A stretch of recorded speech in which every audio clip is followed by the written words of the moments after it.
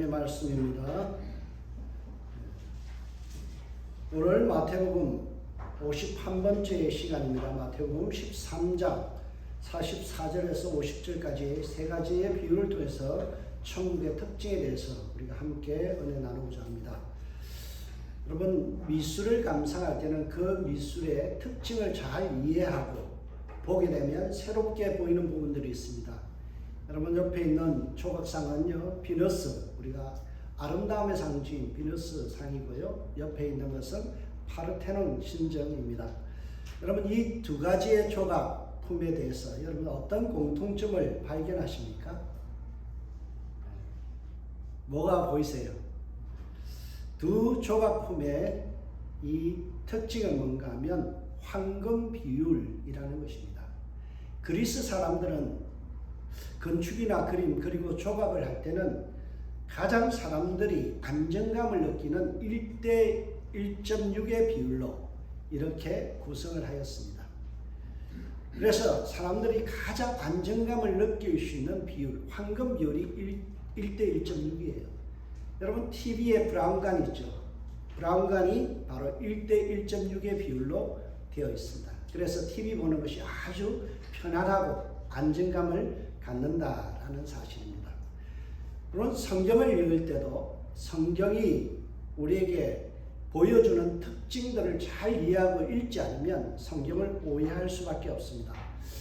성경에서 66권, 신구약 66권은 대부분 누가 저술했나요? 유대인들이 저술했어요.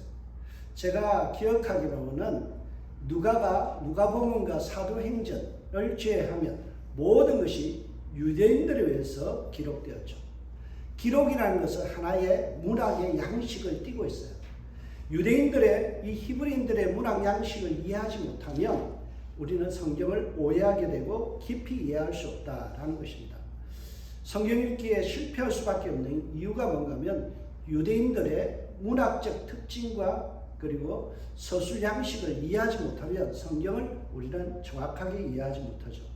히브리 문학의 대표적인 특징이 있는데 그것이 바로 뭔가 하면 반복법이라는 것입니다. 반복법. 전문 용어로는 이어일상이라고 이야기합니다. 이어일상이라는 것은 두 가지 표현으로 한 가지 이미지를 나타낸다라는 뜻입니다.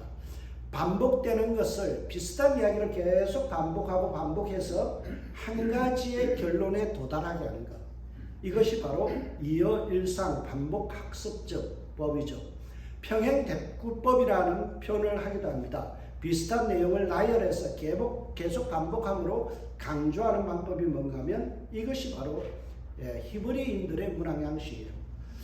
마태 역시 히브리인이죠. 그래서 마태복음을 보면요, 계속해서 오늘 13장의 내용이 어떤 것입니까? 천국에 대한 비유죠.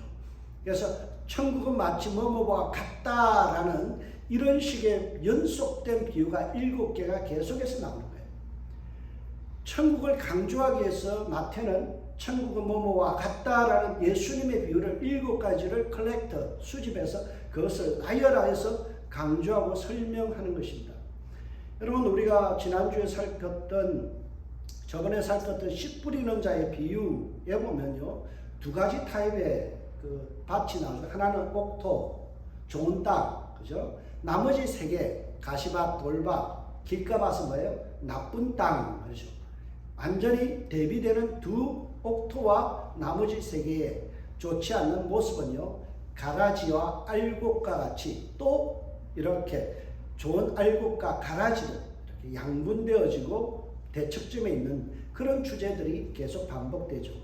여러분, 겨자씨 비유, 누룩 비유는요, 알곡의 성장이라는 그런 주제에서 공통점을 가지고 있습니다. 전체적으로 그렇게 성장하지 못할 때는 가라지처럼 불에 태워져서 사라지게 된다라는 것을 계속 마태는 7가지의 비유를 통해서 계속해서 반복하며 우리에게 들려줍니다.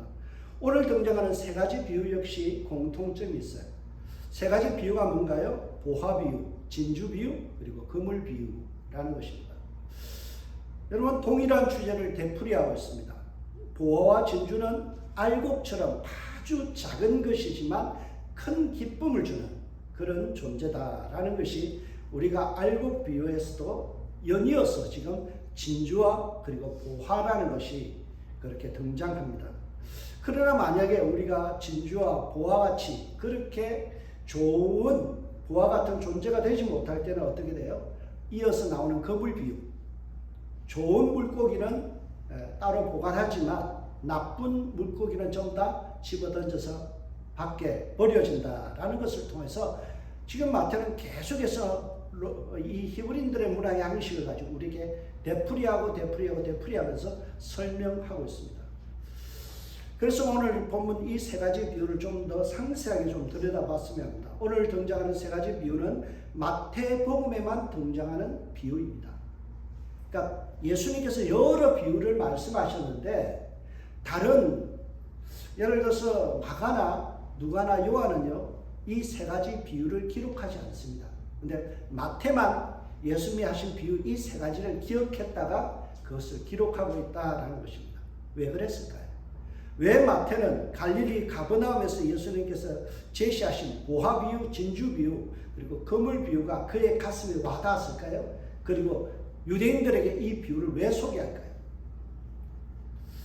모두가 기억하지 않는 그 세 가지의 비유, 이 짧은 비유 세 가지를 마태는 유일하게 기억하고 그것을 우리에게 전달하고 있다는 거예요. 마태복음을 읽는 독자들에게 뭔가 마태는 분명한 메시지를 전달하기 위해서 이 세 가지의 연속된 비유를 소개합니다.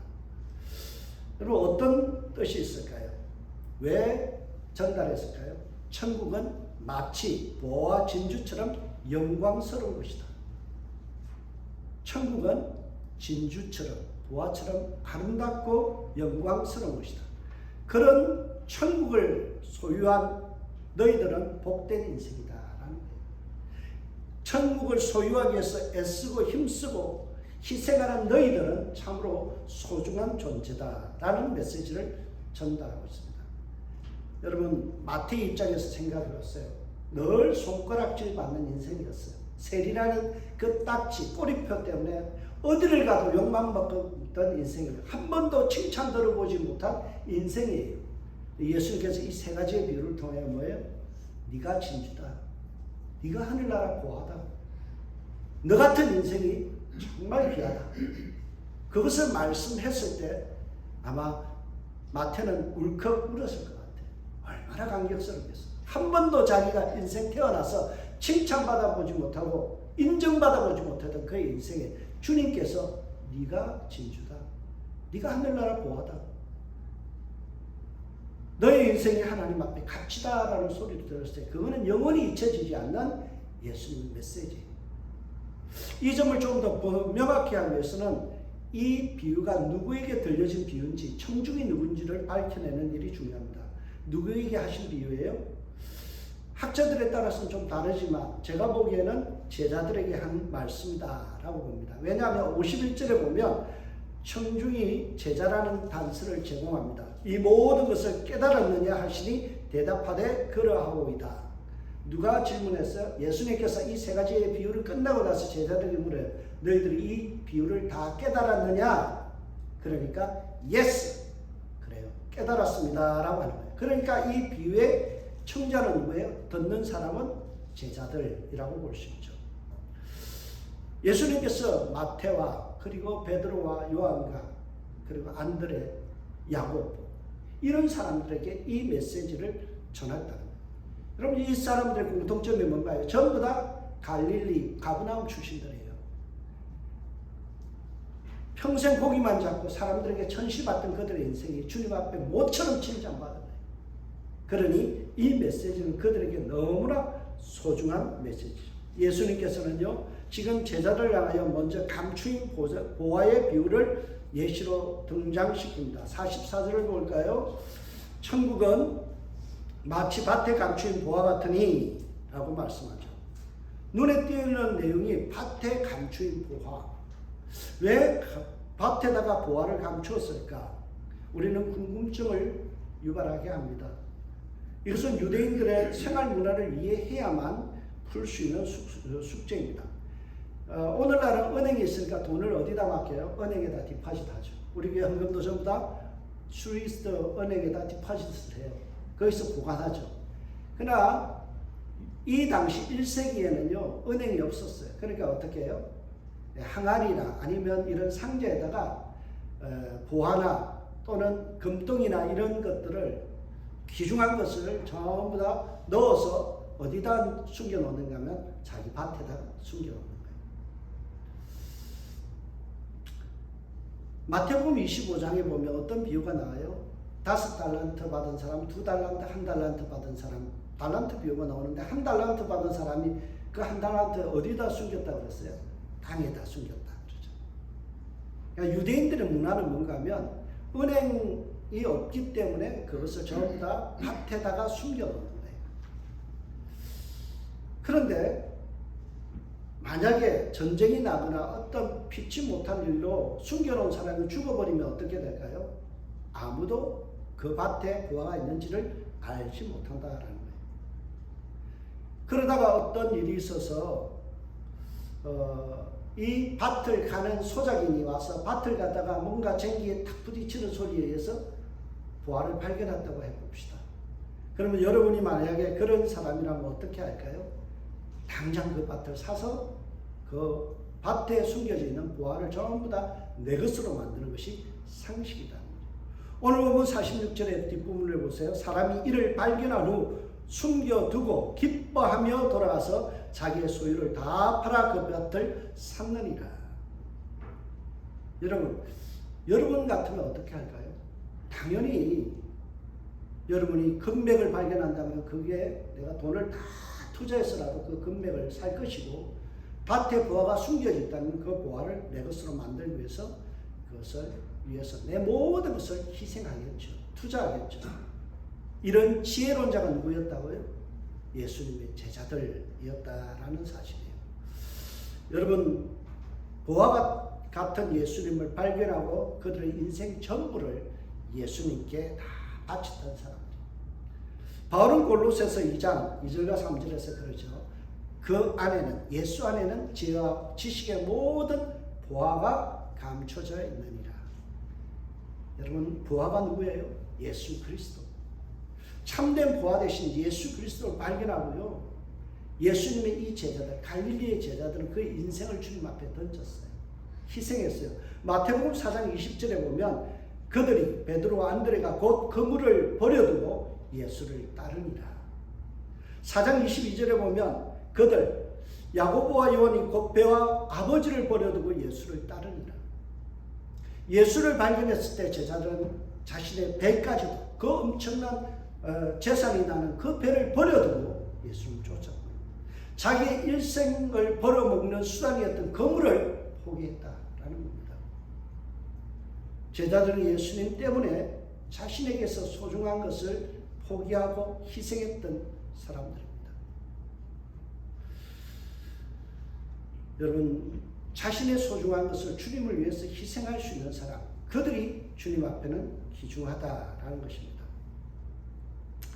바울은 일생에 있어서 그의 인생에서 가장 소중한 보화를 발견했다라고 고백하죠. 빌립보서 3장 7절과 8절에 보면 이런 내용이 있습니다.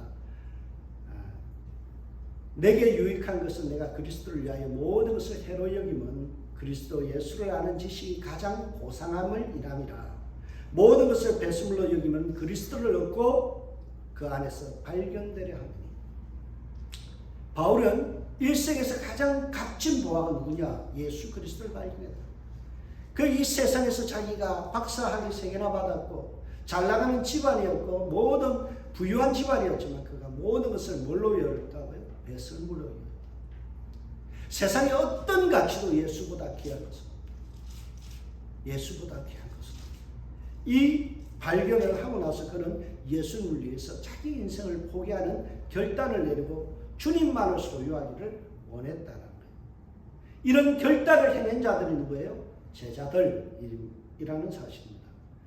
예수님은 갈릴리 가버나움 해변에서 부름받은 제자들, 세상 사람들에게는 손가락질 받았고 천시받았던 그들이지만 주님을 위하여 자기 인생을 포기한 그들이 가장 소중한 하나님 나라의 보화 같은 존재요, 진주 같은 존재다라고 격려하시는 거예요.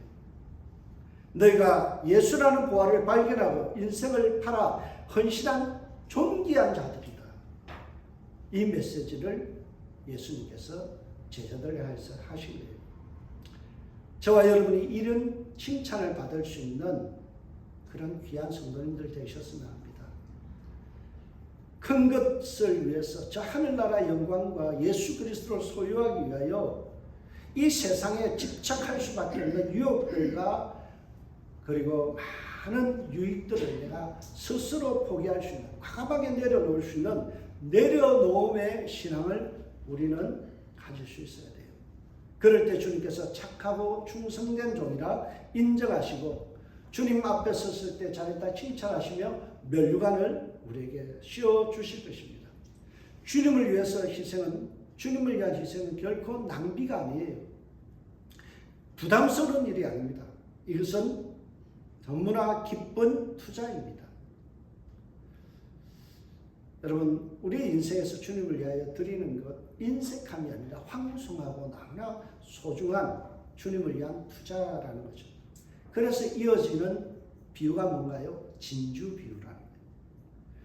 여러분, 동일한 내용이 다시 한번 반복됩니다. 45절을 볼까요? 45절에 극히 진주 하나를 발견함에 가서 자기의 소유를 다 팔아 그 진주를 샀느니라. 45절에 또 천국은 마치 좋은 진주를 구하는 장사 같다라는 말씀하죠.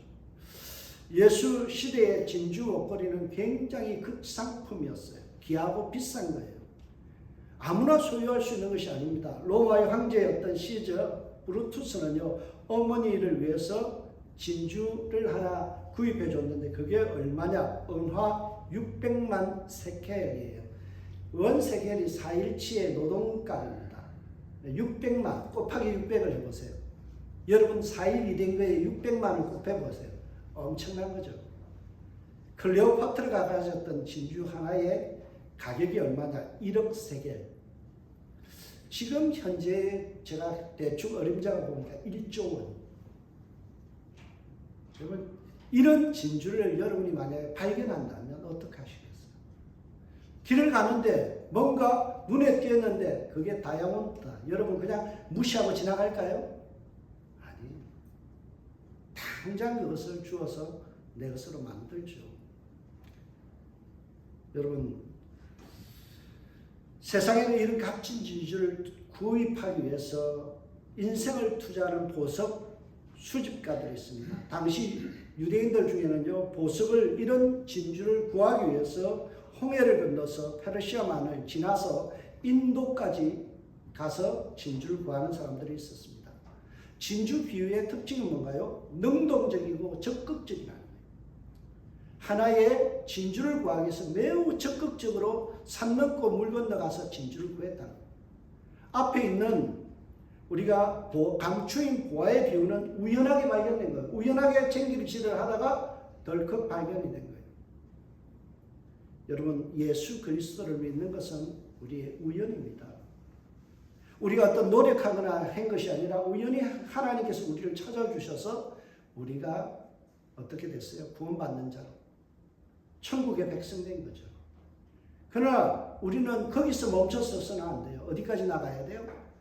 하나의 진주를 소유하기 위해서 산 넘고 물 건너 능동적이고 적극적인 행동을 취하는 하나의 진주 장사와 같은 사람이 되어야 된다라는 거예요.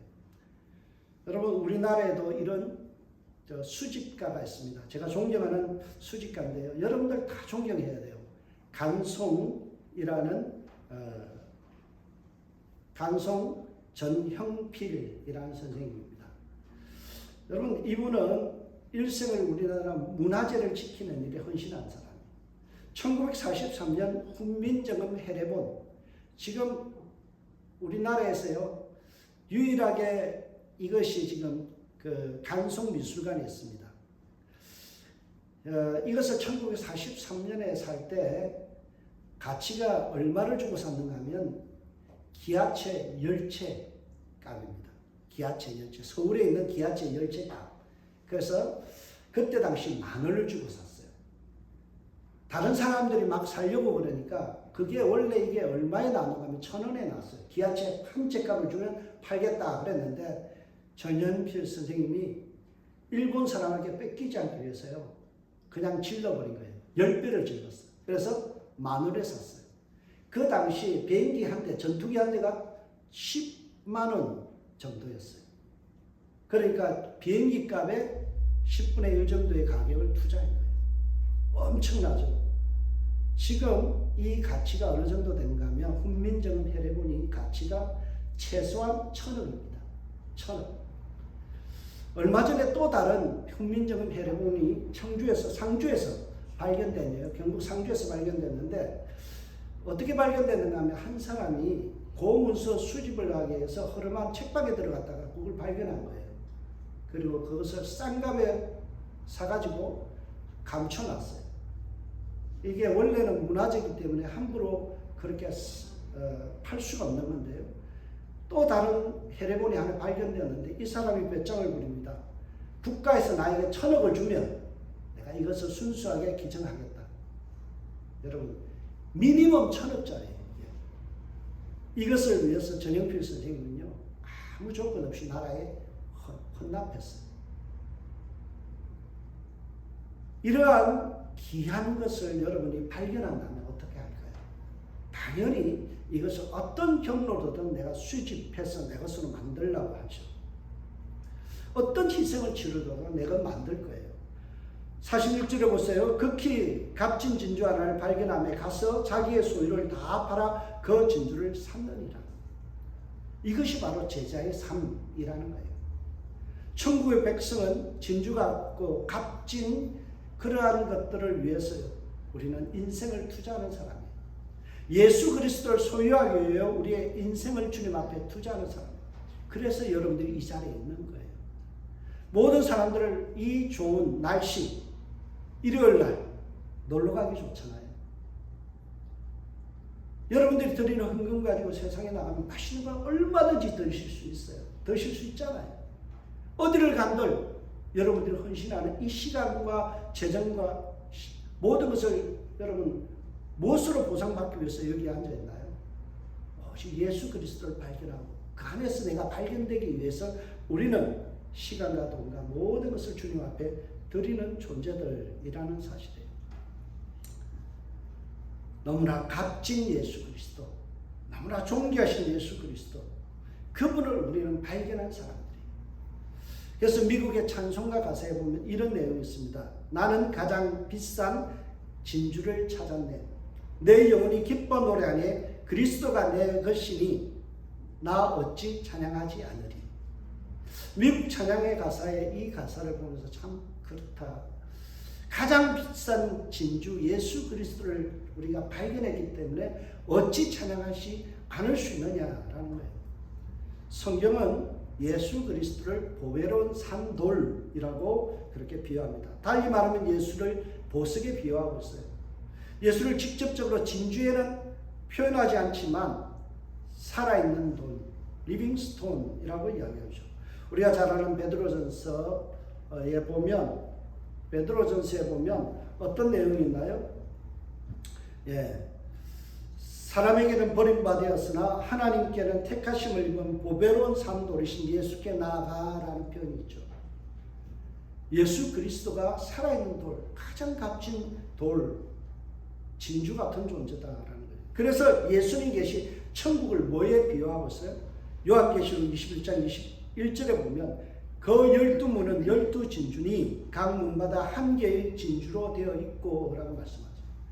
예수 그리스도가 계신 저 천국은 뭘로 되어 있다고요? 진주로 되어 있다라고 이렇게 비유적으로 설명합니다.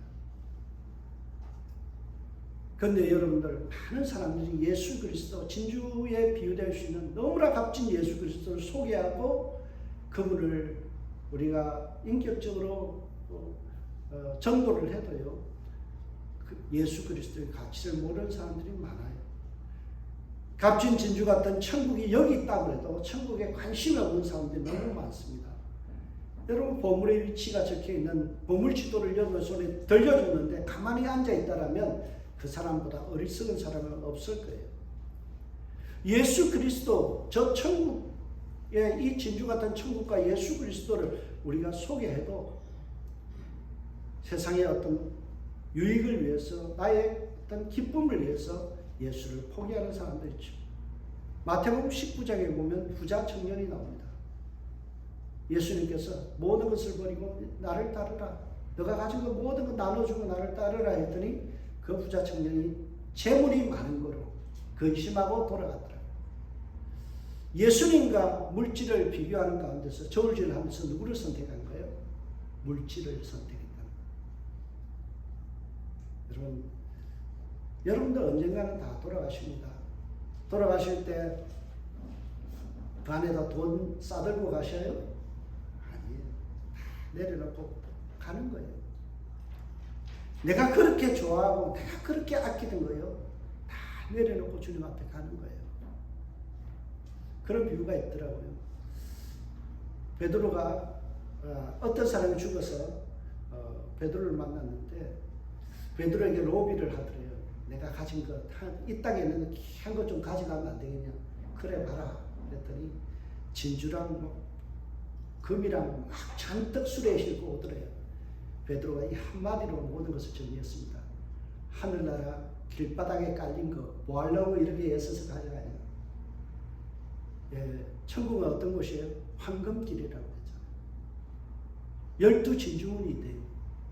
그 화려하고 찬란한 곳에 가면서 이 세상에 보잘것없는 그거 들고 와서 어디다 견주겠느냐라는 말씀이에요. 여러분 이 땅에 우리는 자꾸 황금과 모든 세상의 진주들을 앞세웁니다. 여러분 만약에 다이아몬드 반지 한 10캐럿짜리 있으면 아마 이러고 다닐 거예요. 그렇잖아요. 주님 앞에 가면요 그 빛도 아무런 가치가 없어요. 주님 앞에 가면 아무짝에 쓸모없는 거예요.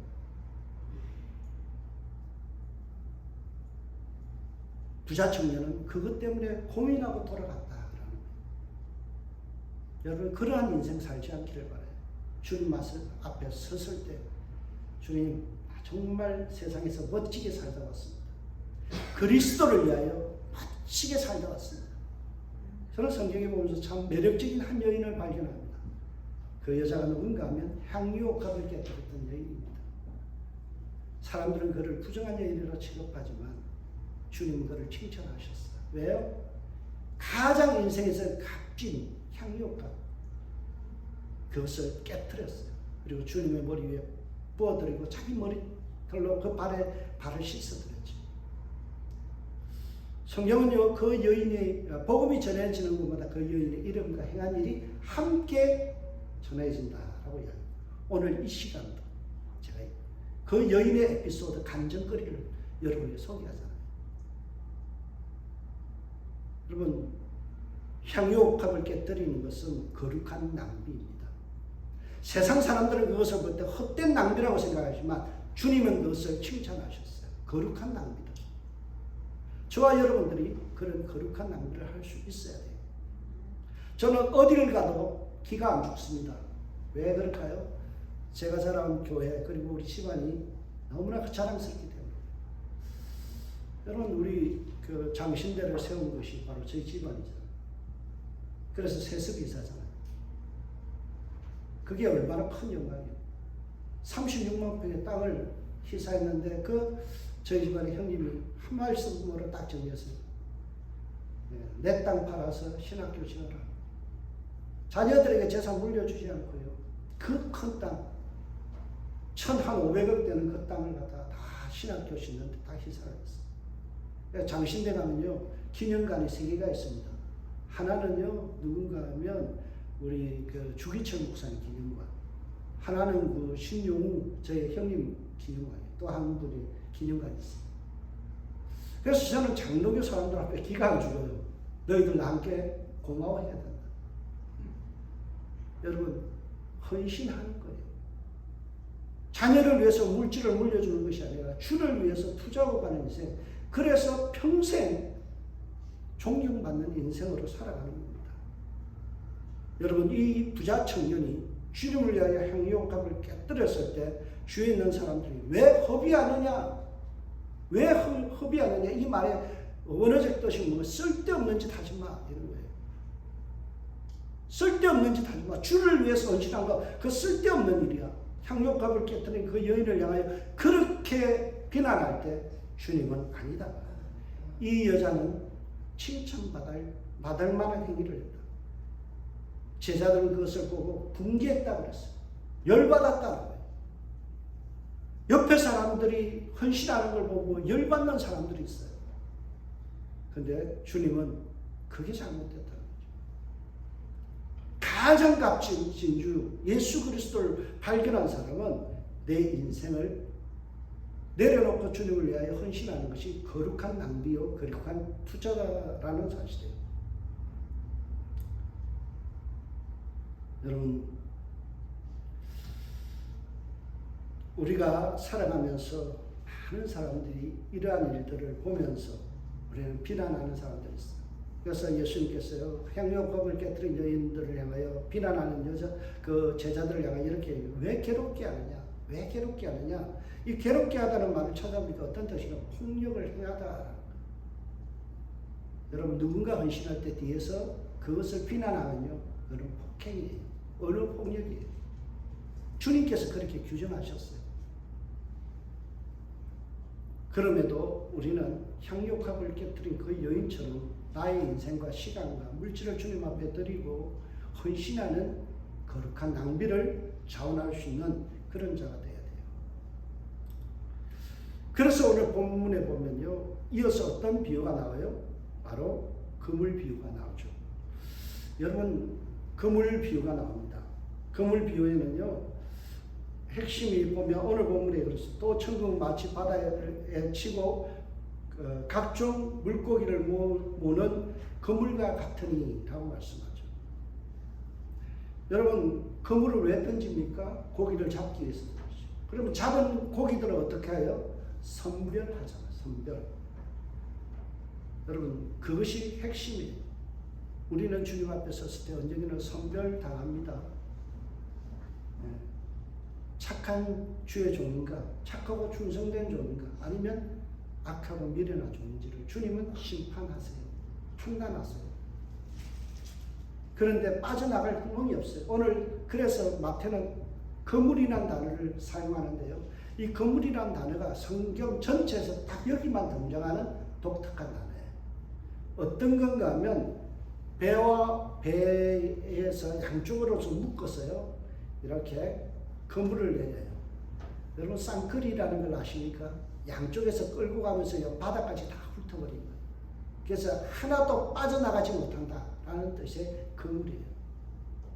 예수님께서 오늘 그물 비유는요, 이 그물은 빠져나갈 사람이 없다라는 거죠. 모든 영혼은 주님 앞에 선다라는 거죠. 그리고 주님 앞에 섰을 때 네가 충성된 종이었나 아니면 악한 종이었느냐 주님은 선별하신다는 거죠. 그래서 오늘 그물에 가득 차면 그 물가로 끌어내고 앉아서 좋은 것은 그릇에 담고 못된 것은 내버리는 섞여 있지만 부정한 물고기들 다 버리는 거예요. 섞여 있지만 유용하지 못한 안 좋은 물고기를 다 땅에다 버려버려요. 마태는 특별히 오늘 이 본문을 통해서 우리에게 연상시킵니다.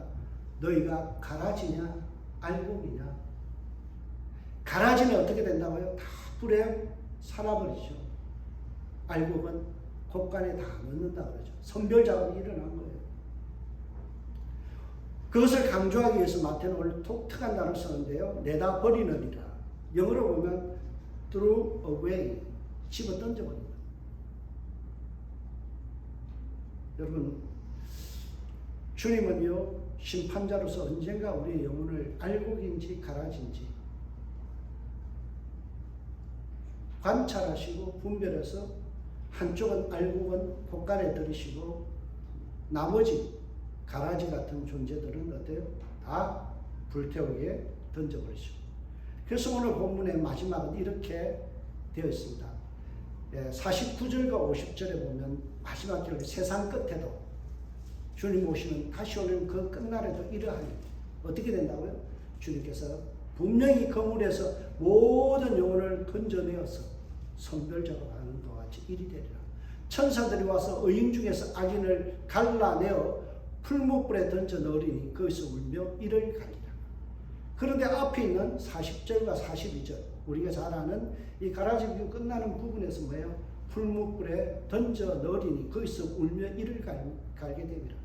똑같은 말씀이 다시 한번 되풀이되고 있다라는 사실이에요. 오늘 세 가지의 비유를 통해서 뭘 이야기해요? 제자들, 너희들 참 기특하다.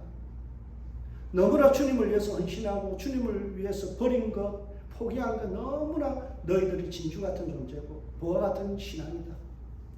너무 잘했다. 너무 잘하고 있다. 칭찬하는 거예요.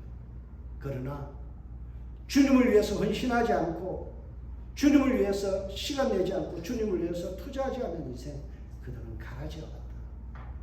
결국 그들의 영혼은 언젠가는 주님 앞에 섰을 때 부끄러움을 당할 것이고 불에 태워지는 존재와 같은 그런 참 황망한 일을 겪게 될 것이다 라는 거예요. 마태는 예수님의 세 가지 비유를 통해서 너희가 알곡될래 죽정이 되는 거예요. 예수님은 보화 같은 존재와 진주 같은 존재로 너희들이 살아갈래? 아니면 한 달란트를 땅에 묻어놓은 자와 같이 아무런 이윤 창출이었고 주님은 은혜를 주고 투자했지만 아무런 결실도 맺지 못하는 그런 인생 허비하는 그런 존재가 되는 거예요. 지금 묻고 계신 거예요. 주님은 다시 우리에게 묻습니다. 네가 부자 청년이 될래? 아니면 향유옥합을 깨뜨린 여인이 될래?